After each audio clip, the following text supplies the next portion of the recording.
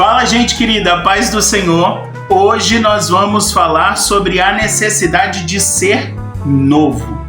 Não é recalchutado, não é reformado, é novo. Nós precisamos ser novos. Em Cristo Jesus, nós precisamos ser novos. Novas criaturas, filhos de Deus, novinhos, renovados e não reformados, recalchutados ou qualquer coisa assim. Amém? O texto para nossa meditação está lá em Mateus 9, versículo 16 e 17, que diz assim, Ninguém põe remendo de pano novo em roupa velha, pois o remendo forçará a roupa, tornando pior o rasgo. Nem se põe vinho novo em vasilha de couro velha. Se o fizer, a vasilha arrebentará, o vinho se derramará e a vasilha se estragará. Ao contrário, põe-se vinho novo em vasilha de couro nova, e ambos se conservarão. Amém? Então, a palavra de Deus aí diz, o próprio Cristo está dizendo, ele é indagado pelos discípulos de João Batista a respeito da falta de jejum dos seus discípulos. Então, lá no 14, ele começa a explicar isso para os discípulos de João Batista, dizendo, e pode alguém jejuar, ter tristeza, quando não está no velório, quando está em um casamento, quando está junto com o noivo? E aí, no finzinho lá, ele vai dizer, vai chegar um dia em que eles precisarão jejuar, porque o noivo vai ser tomado deles. Mas enquanto o noivo não é tomado deles, não tem por que eles viverem de forma triste. Eles precisam viver renovados. Então, a gente não foi enxertado na videira verdadeira para sermos reformados, reconstruídos, recalchutados. Nós fomos enxertados na videira verdadeira e por sermos enxertados nela, nós somos renovados. É uma nova vida. A gente passa a andar e a viver em novidade de vida. Então, assim, lá em 2 Coríntios 5,17 vai dizer o quê? Aqueles que estão em Cristo, nova criatura são. As coisas velhas se passaram e tudo se fez novo. Tudo é tudo. Todas as vezes que a Bíblia disser tudo, é tudo novo. Tudo novo. Não dá para eu pegar algo que era velho e colocar junto com algo novo. É o que está dizendo nesses dois versículos. Porque se eu tenho uma roupa que já tem um certo desgaste e de repente eu preciso fazer um remendo nela, e eu pego um tecido novo que não tem nenhum desgaste e eu remendo essa roupa com esse tecido novo, durante o manuseio, durante o uso, quando ela precisar esticar, o que vai acontecer? Vai arrebentar ainda mais o tecido antigo, porque o novo não vai rasgar com facilidade, mas o novo ele vai ter uma tração maior, ele vai ter uma força maior, e aí vai acabar rasgando o tecido antigo. E aí ele vai usar o exemplo do odre também, o odre ou a vasilha de couro. Porque na produção de vinho, antigamente, eles colocavam para armazenamento pequeno, né? A gente sabe que o armazenamento do vinho em grandes quantidades é feito em tonéis de carvalho, que o envelhecimento é melhor e tal.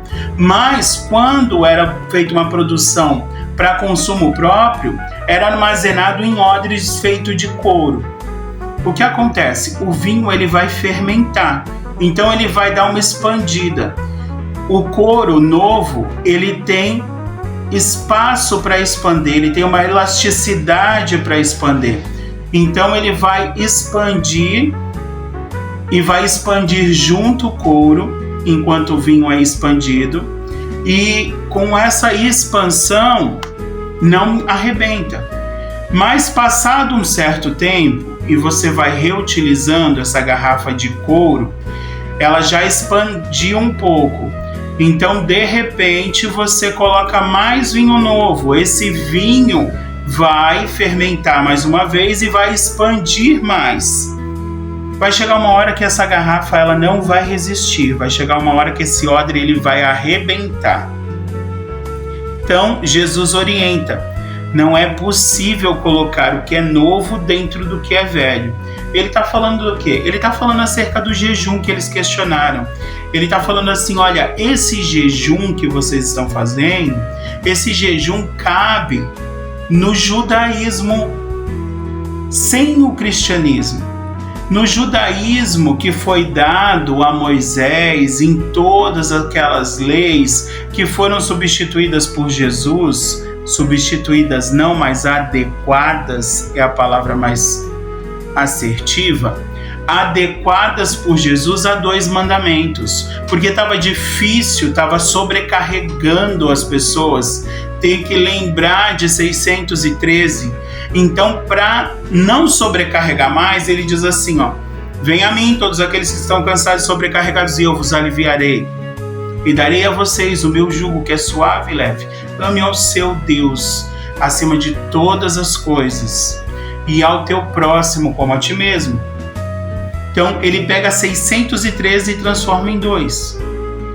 Então, ele está falando para os discípulos de João, não dá para a gente remendar, não dá para a gente pegar os 613 e incluir mais 2, não dá para a gente pegar essa forma de vocês jejuarem e trazer para cá, porque aqui, a partir da nova aliança, quando meu sangue for derramado na cruz, é isso que ele está dizendo, que houver remissão de pecado para toda a humanidade, bastando somente crerem que Jesus Cristo é o Filho de Deus, que o Messias veio e morreu por eles, e eles vão ser feitos filhos, o jejum vai ter um novo motivo, o jejum vai ter um novo propósito. Não dá para eu adequar esse jejum com o que está acontecendo aqui. É isso que ele está dizendo. O que está acontecendo aqui é que o noivo está com eles e vai chegar um dia em que o jejum vai ser necessário para que o noivo venha e eles sintam a presença do noivo, para que mortifiquem a carne e vivifiquem o espírito e sintam a presença do noivo por meio do seu espírito que vai habitar neles. Mas enquanto isso não acontece, o noivo está aqui, é isso que ele está dizendo. Então não tem por que eles fazerem um jejum agora. Quando o noivo não estava, esse jejum que vocês fazem cabia. Ele está dizendo assim, não estou substituindo, mas estou pegando o princípio eterno do jejum, que era de santificação, que era com um propósito, e trazendo para uma nova realidade. Romanos 12:2 diz, renovem a sua mente, mas também diz, não se amoldem com o mundo. Jesus não está falando, olha, aceitem tudo que o mundo vai oferecer. Jesus está falando, renove a sua mente, tome para si os princípios bíblicos e transforme e aplique o princípio na sua nova realidade. Então, o jejum era para uma determinada realidade no judaísmo. Quando Jesus está na terra, não há necessidade de jejum para aqueles que o seguem. Por quê? Porque o noivo está com eles. O noivo vai ser tirado deles e vai haver a necessidade de jejum. Por que vai haver a necessidade de jejum? Para que eles possam sentir a presença e estar em comunhão com o noivo por meio do Espírito. Porque pelo jejum mortifica-se a carne, e mortificando a carne, você vivifica o Espírito. E você passa a ter contato com o Espírito de Deus de uma forma mais íntima. É isso que ele está dizendo. Então, assim, precisamos renovar a nossa mente. Precisamos nos manter novos todos os dias. Não cabe mais o que você fazia. O que você fazia precisa ser deixado de lado. Como diz Paulo, não deixo para trás as coisas que ficam e prossigo para o alvo. O alvo é Cristo. Ele está dizendo, eu me renovo todos os dias, eu renovo a minha mente todo dia, para que o vinho novo possa continuar expandindo em mim. Como é que eu faço o vinho novo expandir em mim? Eu leio, eu medito, eu oro, eu jejuo, porque o noivo não está mais aqui. Então, se o noivo não está, eu preciso jejuar. Se o noivo não está, eu preciso me santificar. Como é que eu me santifico? A cada dia, matando a minha carne, resistindo aos meus desejos, jejuando, orando, buscando, vigiando. Jesus diz assim, vigiai e orai. Ele não diz só orar, porque oração sem vigilância, ela não vale de nada. Oração é falar com Deus. Você fala com Deus e não vigia, não vai resolver nada. Então a gente precisa vigiar e orar e buscar. Porque a palavra diz que quando a gente busca o Senhor, Ele se manifesta a nós. Então o noivo não está mais presente na terra, mas o seu Espírito está presente em cada cristão. Nós somos templo do Espírito Santo. Agora, o contato que eu tenho com Ele e a intimidade que Ele tem comigo vai depender de como está a minha carne. O que eu tenho alimentado? Eu tenho mortificado a minha carne? Eu tenho buscado a santificação? Se eu buscar a santificação e tentar ao máximo manter renovada a minha mente a cada dia, com a mente de Cristo, pensando como Ele pensa, tá tudo certo. O vinho novo dentro de nós vai continuar expandindo e cada vez mais a gente vai ter mais vinho para derramar sobre aqueles que estão sedentos. Dentro de nós é vinho novo, porque a alegria, vinho é uma representação de alegria. Tem muita gente vivendo um evangelho pesado, um evangelho triste, um evangelho de coitados. Evangelho não é isso, evangelho é alegria. É essa comparação que ele está fazendo, ele está falando, é bodas, o noivo está aqui. Evangelho é vinho novo, porque vinho novo representa alegria.